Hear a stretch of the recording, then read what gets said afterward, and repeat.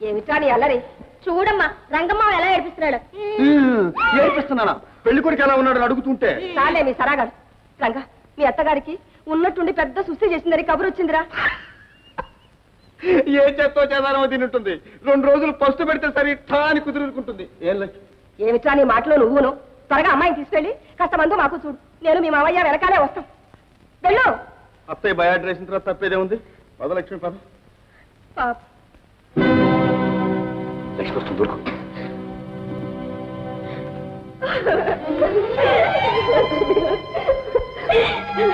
కొడుకో తల్లి, అమ్మగారు అమ్మ అకస్మాత్తుగా పోయింది. ఇంక నేనెవరిని అమ్మ అని పిలవను. ఇదిగో ఈ మాట 1000 టైమ్స్ చెప్పింది. అమ్మ పోతే పోయింది, అత్తయ్య లేదా ఆవిడ అమ్మ అనొచ్చు కదా అని 1000 టైమ్స్ చెప్పాను. 1000 టైమ్స్ చెప్పి నా నోరు నెప్పించింది. కానీ ఈ గబ్బిలా నోరు మూతపడదే కంట్రీ బూట్. అవును తల్లి, మేమంతా లేవు. విచారించు.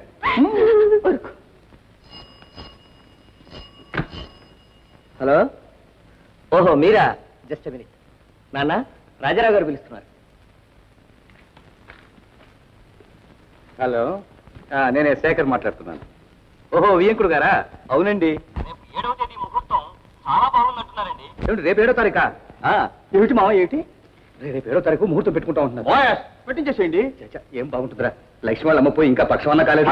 పోయేవాళ్ళు పోతారు, వచ్చేవాళ్ళు వస్తారు. వాళ్ళ కోసం రైళ్లు ముహూర్తాలు అయిపోతాయా? పెట్టించేసేయండి. ఏ లక్ష్మి, ముహూర్తం పెట్టించండి మావయ్య. ఏది కదా నేను చెప్తాను మావయ్య అంటుంటే. Hello hello, I Ranga talk. ముహూర్తం 7వ తారీఖున ఏర్పాటు చేయించండి. You fix, I speak, you fix. Hello, అలా కానివ్వండి. 7వ తారీఖు పెట్టించండి. అలాగే. ఏనా 7వ తారీఖే చేయవలసిన ఏర్పాట్లు చాలా ఉన్నాయి. అంతా మీరే చేసినట్టు అఘోరిస్తున్నావేంట్రా? మరీ కాళ్ళు తొక్కుకోవాలి కదా అని. నువ్వు తొక్కునేదేంట్రా? డబ్బుంటే అదే చేస్తున్నంత. అంతే అంతే. ఇవాళ నుంచే పెళ్లి ప్రయత్నాలు చేయించండి. ఇదిగో భోజనాలకి కనీసం 10 పందిళ్ళన్నా ఉండాలి. అంతమంది పెంపుడు పందికొక్కున్నారా మామయ్య? కాదురా, పేదవాళ్ళకి. అంతే కదా, పెద్ద మనుషుల కోసం ఏమోనని. చూడు, సన్నాయి, బ్యాండ్ మేళం, పాట కచేరీ, డాన్స్ మంచి జోరుగా ఉండాలి. నాన్న, ఊరేగింపుకి కొత్త క్యాడీలా కారు కొంటే అలాగే పొందాం. దానికేమి టెలిగ్రామ్.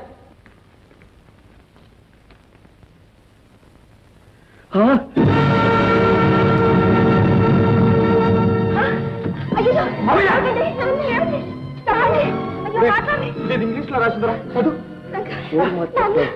లాస్ట్ 20 lakhs, నష్టం 20 లక్షలు. పాట పోతే పోయింది. మేము ధైర్యంగా ఉండండి. మళ్ళీ మీరు సంపాదించలేరా? ఏమిటి సంపాదించలేదు పార్వతి, సంపాదించలేదు. ఇల్లు వాకి ఆస్తి అన్ని అమ్మినా కూడా నష్టం కూడదు పార్వతి. మావయ్య,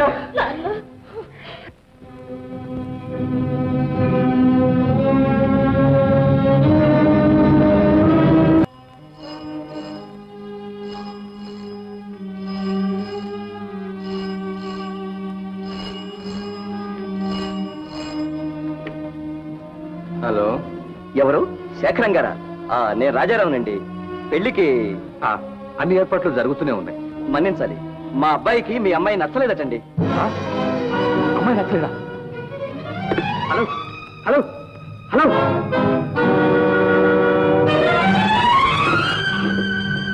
ఏమిటి నాన్న? ఏం లేదమ్మా. నాకు అర్థమైందిలే నాన్న. పెళ్లి ఆపమన్నారు అంతేగా. గీత, వాళ్ళు కాదనంత మాత్రాన్ని పెళ్లి అయిపోతుందమ్మా. ఏదో చేసి ఎలా? నాన్న వద్దు. పెళ్లి చూపులాడే లక్ష్మి తల్లిపోయింది. ముహూర్తం నిశ్చయం చేసినాడు. సిరి సంపదల్లో తేలే మన సంసారం సర్వనాశనం అయిపోయింది. ఇక ఆ పెళ్లి కూడా జరిగితే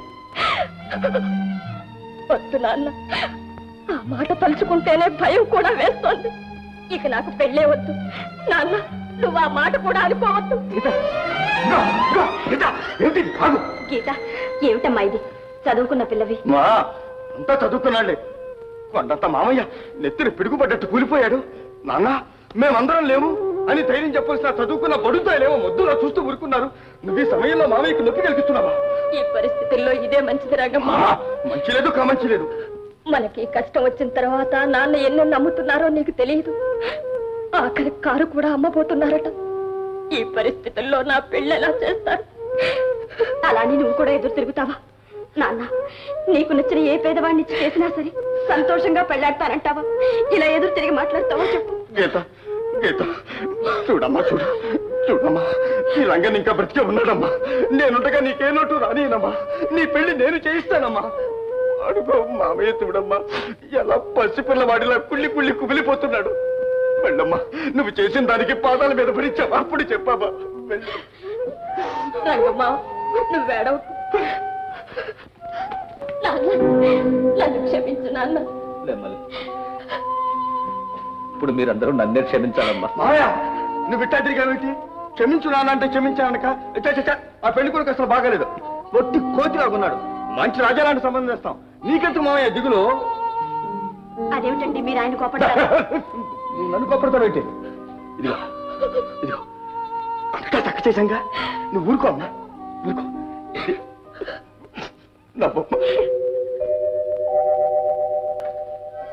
ఏమండి మన కార్ చాలా మంచిది కదా, మనమే కొనకూడదు?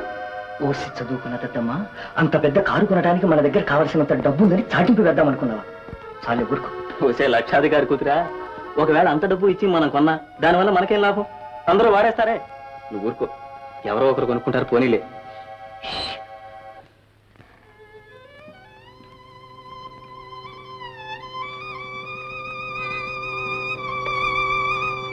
ఏం నాన్న, మన కారు అమ్మే తీరాలా?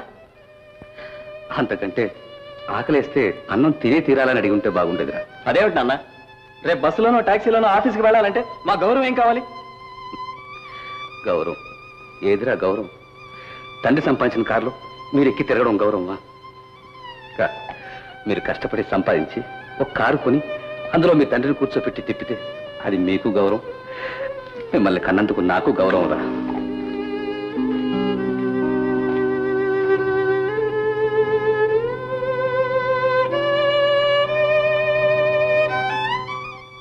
డబ్బు లెక్క చూసుకోండి.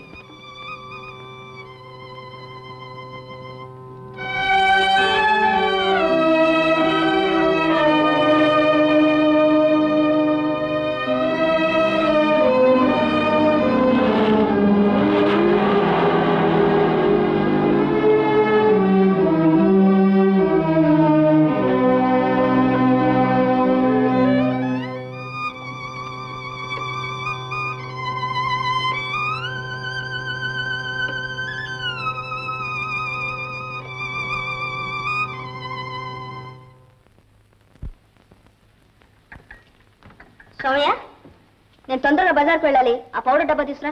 అలాగేనమ్మా. పెద్దయ్య గారికి కాఫీ ఇచ్చి. మీ పెద్దయ్య గారు ఆఫీస్ పోయి సంపాదించుకొచ్చదే ముంచుకోలేదులే. ముందు ఈ పని చూడు. అదేమిటమ్మా అలా అంటారు? ఇదంతా వారి సంపాదనేగా. నాకే ఉపదేశం చేస్తున్నావా? నేను చెప్పిన పని చేస్తావా చేయవా? నా వల్ల కాదమ్మా. ముందు అయ్యగారి కాఫీ, తర్వాత ఏ పనైనా. ఎంత పొగరెక్కింది! ఏమండి ఏమండి ఒక్కసారి ఇలా రండి. ఏమిటి కమలా? వీళ్ళ నోరు చూసారా ఎంత కొవ్వెక్కిందో? ఏమన్నాడే? నేనే చెప్తాను బాబు. పౌడర్ డబ్బా తీసుకురమ్మన్నారు. పెద్దయ్య గారికి కాఫీ ఇచ్చి తెస్తానమ్మా అన్నాను, అంతే. ఆరుగాడదా అలాగా అన్నా? వేరే ఎలా అన్నాను? వీల్లేదు. పెద్దయ్య గారి కాఫీ ఇచ్చే వస్తాను, ఏం చేస్తారో చేసుకోండి అనలేదు. అన్నమాట అయితే అదే బాబు, కానీ అంత గీరగా మాత్రం అనలేదు. చూసారా చూసారా మీ ఎదుట వీడు ఎలా అంటున్నాడో? చూస్తూ ఊరుకున్నారా? సిగ్గులేదు? దీనికి అంతటికీ కారణం నా పరిస్థితేనయ్యా. నాన్న కేకలేస్తాడని భయం ఉంటే వాడిని మీరు చేయి చేసుకుంటాడా? ఆ భయం లేని వాడిని నేను కేకలేసి మాత్రం ఏం లాభం చెప్పు. అలా అనకండి బాబు. ఇల్లంతా ఇలా తలక్రిందులైతే దీనికి అంతం ఎక్కడా అని. ఎక్కడికక్కడేనయ్యా. చూడు, నీ మాన మర్యాదలు కాపాడుకోవడానికి నీకేది మంచిదని తోస్తే అదే చేయి. అర్థమైంది బాబు. నేను వెళ్ళడం ఎంతసేపు, కానీ ఈ వయసులో మీకు ఎప్పుడు ఏం కావాలో కనిపెట్టి చూసుకునే వాళ్ళే కరువైపోతారే అని. సోమయ్య, నాకు కావలసినవి అక్కర్లేనివి ఇంకా ఎన్నెన్ని జరగబోతాయో, ఎన్నెన్ని అనుభవించబోతావు. నా గురించి నువ్వు దిగులు పడకయ్యా. నీ బ్రతుకుదురు నువ్వు చూసుకో. అదే సంగతి. విషయం అందాకొచ్చింది. మరి మామ ఇరుకున్నాడా? వారేమంటారు రంగన్న? డబ్బున్నంత వరకు వారి మాటకు మర్యాద ఉంటుంది. ఇదిగో సోమన్న, నువ్వు అట్ట అనుకో. చచ్చినా బతికినా ఏనుగేనుగే. డబ్బున్నా లేకపోయినా మామయ్యే. వీళ్ళ పని నేను చూస్తాను కానీ నువ్వేం బాధపడకు. నీకు అవసరమైనప్పుడు నాకు కనిపిస్తుంది. వెళ్ళి వెళ్ళి వెళ్ళి.